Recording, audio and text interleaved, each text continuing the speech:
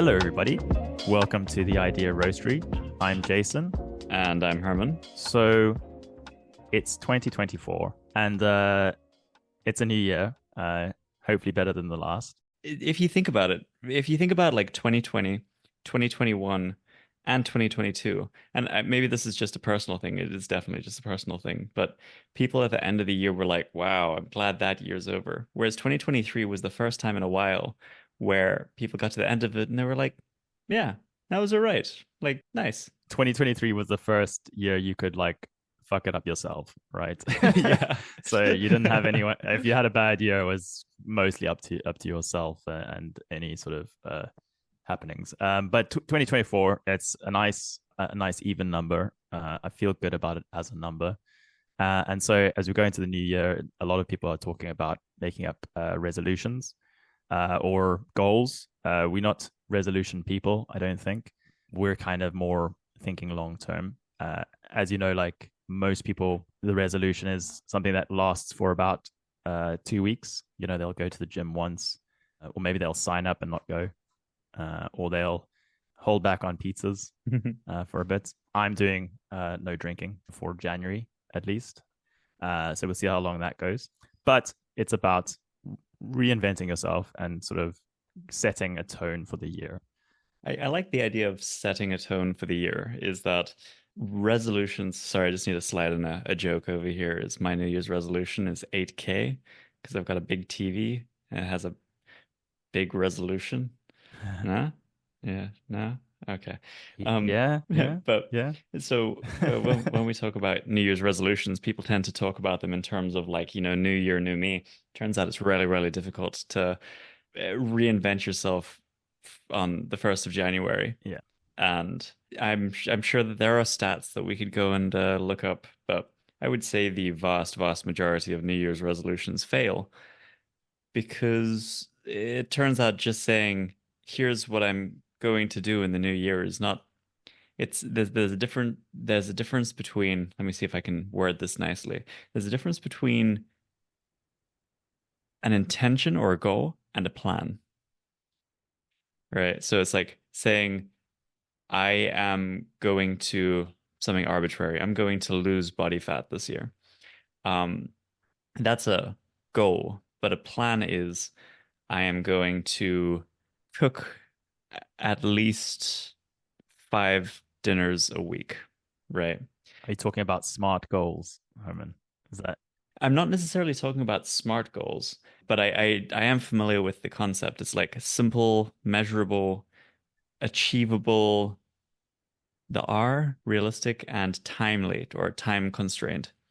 And I think that there's definitely a lot to be said over there is that instead of just saying what it is you want to do, you're also putting in a framework of how you're going to do it and you're time capping it so that you can tell whether you've achieved it. You've kind of like defined what done is to you. And I think that that's a useful thing. it's useful, but I think the more astute listener will know that this is not something that's just specific to January. Uh, it is something that you should do on a continuous basis. Like you should be doing this all the time, right? Coming up with goals, coming up with plans for those goals is important in terms of achieving stuff. And it's something that probably I'd say I've learned a little bit more as someone in my early 30s in the last few years, and I didn't really pay too much attention to when I was younger, right? So, Mm. and I think it's more that, yeah, we've got people who think about goals in terms of like just saying it as like a frivolous thing, like while you're having, your Christmas dinner. But then there's also the actual effecting what you want to have, right? So my process is, yeah, I do it in December, but there's an intentionality behind it. And the intentionality is that, sitting down for, a couple of days, like having a think, like removing distractions, thinking about what it is that you want to achieve. And I take a bit of stuff from the Amazon way. So we have a process called working backwards, which I'm quite fond of. And this year, I'm going to try and bring it more into my personal life. We do the process of working backwards is starting with what is the goal you want to have and what do you want to be in. And what we do is inside Amazon is we actually create like a newspaper post or a sort of first draft. So what would it look like on the day that it's launched, and what is the different features that it has?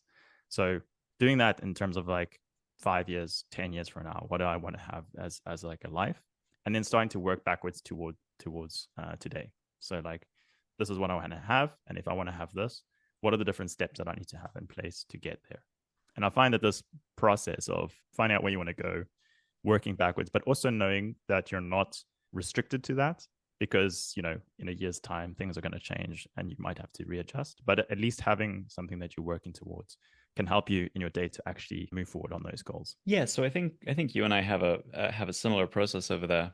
What I did at the end of last year is I went to a nice coffee shop with both my brother and Emma, my partner, and we actually had like a almost like a mini retrospective of our year. We talked about like what went well, like what did we really enjoy about the past year, what were the highlights, um, and what didn't go well. For me, it was I spent way too much time on YouTube, and I also like in some ways miss my friends, right? So a lot of my friends have been stolen by the UK, you included. And so Cape Town's feeling a little bit more empty. So, and then when you start thinking about goals and intentions or resolutions for the new year, that kind of goes into the what can be improved or what is it that you would like to focus on. And so similarly to you, I like to have a very, very small number of goals, um, where instead of just being like, I'm reinventing myself, I'm gonna, start waking up at 5 a.m. and going for a run, and I'm gonna eat only a healthy diet, and I'm going to, get into work and work really hard, and then, protein shake at 10 o'clock, bup, bup, bup, bup, bup, is that's a really good way to not to not do that well. You're going to burn yourself out by Yeah. what's it, the 7th of January today? So you'd Yeah. burn yourself out by now. Yeah. Um, So that's a top tip, right? So one of the top tips is that you should not overdo it in terms of the things you want to change, and especially when it comes to things that are radical changes to the way that you've been doing things in the past.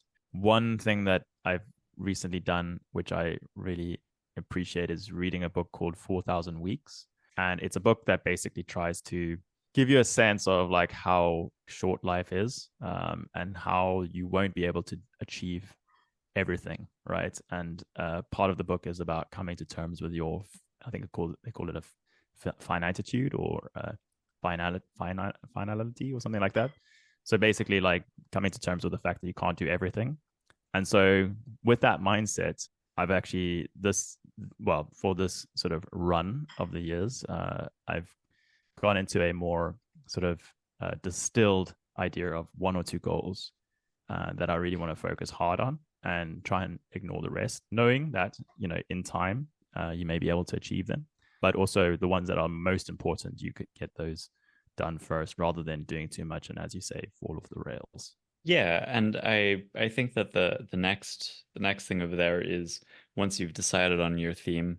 Um, I was reading a post on Less Wrong, and they summed it up really nicely. They said something along the lines of one of the problems with just arbitrary goal setting without specifying a bit of a plan is that you spend your time trying to do things that feel aligned with your goal, but that is like a losing strategy. Is you're like, hey, yeah, let's just use weight loss because it's such a universal goal for so many people. Is you can every meal decide to, feel like you're doing something aligned with that strategy. But instead, what you could do is you could make the decision once to, meal prep for the week, or something along the lines of that. So I like to specify what that looks like to me. So, as an example, if I want to spend more time with friends, I want to like nurture relationships this year. Okay, what does that look like to me? That looks like I would get to the end of each week with that kind of like wholesome, full feeling that comes with a good amount of socializing with people who you're close with, which is different from the, socializing with people who you aren't close with, where you kind of feel a little bit drained at the end of the week. And so that's what the achieving the goal would look like. And what could I put into place to try and do something like that? Well, I can nurture existing communities. So it's like a bunch of I've got like a little dinner group of bootstrappy founders who I have a dinner with once a month. So just make sure that those still happen. Maybe take the reins if things are going off the rails over there. It could also mean explicitly making time to do activities with friends, whether it be, record a podcast with someone or go and do some slacklining in the park. But just making sure to spend time with those people who make you feel good. And I think why this is a important one for me is that, I work from home. I don't have any colleagues because I run my own company solo, and so I don't have like casual colleague type relationships, and so I kind of have to be very intentional about getting out there and spending time with Yeah, people. it's probably an underlooked aspect of being the solo founder, right? Is like I think taking colleagues for granted in personal relationships is maybe quite common these days. I know in my company there's a couple of people who are less in the office than I am. But I think it's like those different aspects are important. And I think when it comes to setting goals for the year, it's also to have a good balance, right? There's obviously career, there's like family, there's finances, there's like friendships, there's different aspects of your life. And in some cases, I like to focus on like a bit in all areas, right? But also trying to internalize them into habits, right? So I think what you were talking a little bit about there is um, starting off slow. Like if your goal is to engage more with people, then the first step would be to like actively go to a place where there are more people and starting off slow, not saying I'm going to do like 1,000 things or I'm going to like host 5 gatherings when you've never hosted one in your life. So starting off small and just being intentional, and then also internalizing them into habits, right? So like Yeah, yeah. seeing them as I myself and I'm a person who does this, rather than it's something that I'm doing. That's a really interesting way to frame it. I like that. So like, and this is what I try and do is like you don't want to say I want to be fit. It's like I am a healthy person, and then thinking about like what do healthy people do? Yeah, what are the decisions that I make in the context of me being Yeah, healthy? Yeah, yeah. and it's almost like I see it as a little bit of like it's I think I've heard it recently saying it's like you're creating that inner self, right, where you're like a person and people see what you do, and that's like an external facing self, right? So when you say to yourself that I'm a healthy person, but then someone comes to you and says, oh, you're a healthy person, like what do you do? And then you kind of have to say, oh, I as a healthy person, I like go for a run on in the mornings, or I lift weights.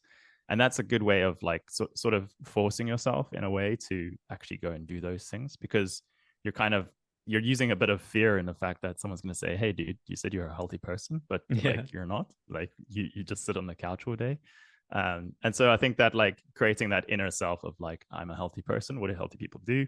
I'm a like someone who goes and talks to people. That's like I'm a little bit more social. That's just who I am. And so you're kind of fooling yourself, but you're also trying to like pressure yourself into going out and doing those things. So then there's a different kind of goal, and that's not necessarily the striving to do something, but it is the striving to not do something. Yeah, And I think that that's a very, very different thing. So if you I think the big one worldwide is giving up smoking, yeah, right? So that, I mean, books and books and books have been written about that subject, and it's really difficult to conclusively say, here's how you do it, because it turns out it's really, really difficult. What are your thoughts on let's say, for instance, giving up a vice in the new year? Ooh. So yeah, so I'm giving up a vice. I'm giving up drinking. We in South Africa they do sober October, but here they do dry Jan. So it's the same thing. So for a month you don't have any alcohol. And we're talking here about like not being like critically addicted to something where you can't go you can't wake up without having a bottle of vodka, because I think those are like you need to have a bit more care with those kind of addictions. Yeah, But I think that that's actually a very good point. Is we're obviously not a podcast that is we're not professionals on addiction. yeah, We're we're just a bunch of like 30 somethings that talking crap into a microphone. When I think about that, I think it's like there is a way of practicing restraint in your life, right? So what you're doing there is you want to try and find ways where you can restrain yourself, because I think that restraining yourself and think about like delayed gratification, they kind of go hand in hand. You can do those on a daily basis, and you can find ways to do that, right? So you can say like, well, yeah, you can say like, oh, there's a cupcake on the table. I'm not going to have that cupcake, or I'm going to keep it until like maybe on Sundays you can go all out and do it. Sundays are cupcake days. Exactly, or finding ways to like prevent yourself from doing that, and kind of teaching yourself to delay gratification, or in a sense, um, or finding a some sort of alternative, right?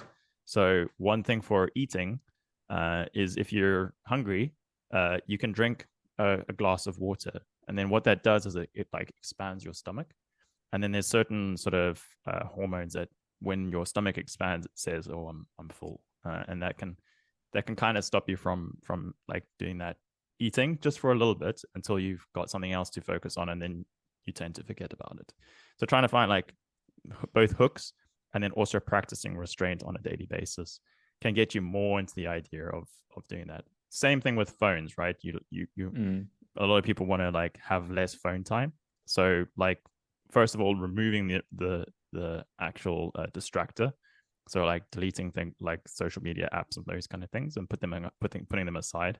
But then also like giving yourself something else to do, to practice not engaging with those devices, right? I don't know if that's coherent, but Yeah, I think the cessation of um, compulsively scrolling is definitely now a much more widespread exactly. problem than it was 10 years ago. And I think, like, if I were to spitball, I'd say that there's a large percentage of people where that's part of their New Year's resolutions: spend less time on TikTok, Instagram.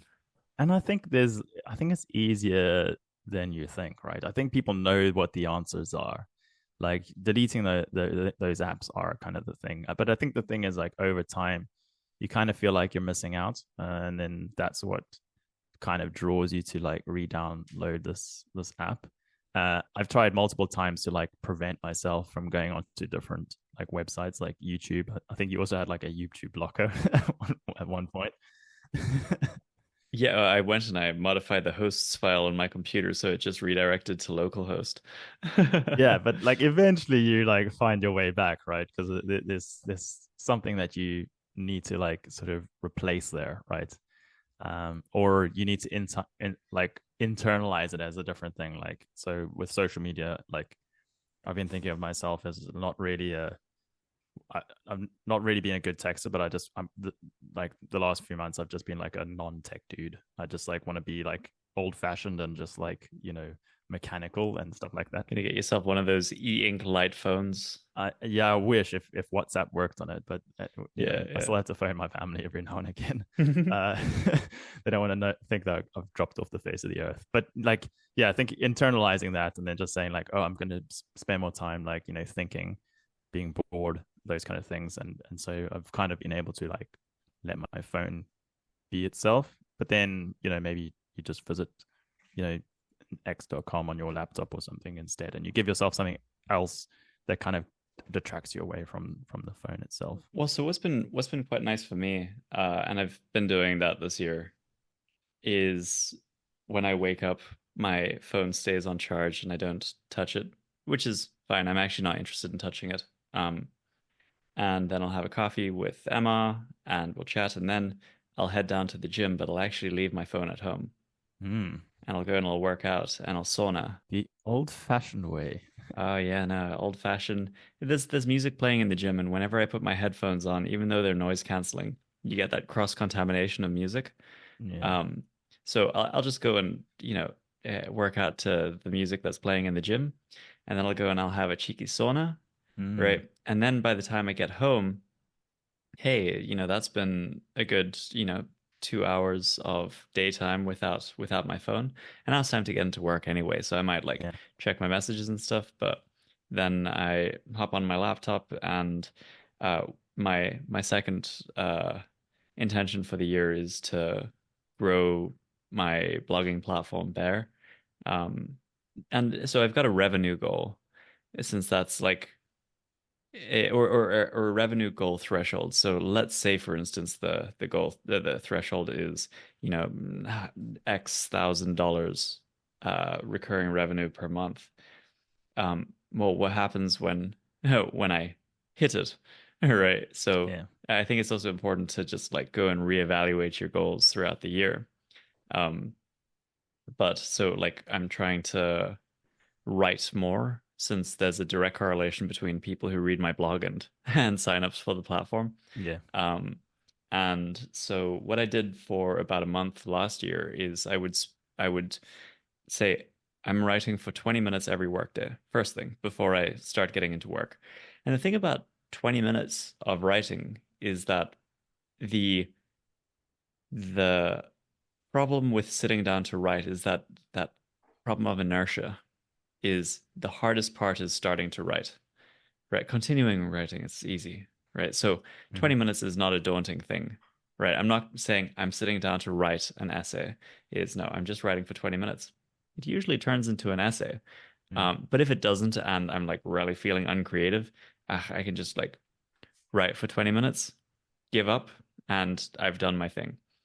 And 20 minutes, 5 days a week, easy peasy. Like I spend more time than that on various other distractions. So, Lifting weights. I mean, I'm spending 45 minutes a day on that.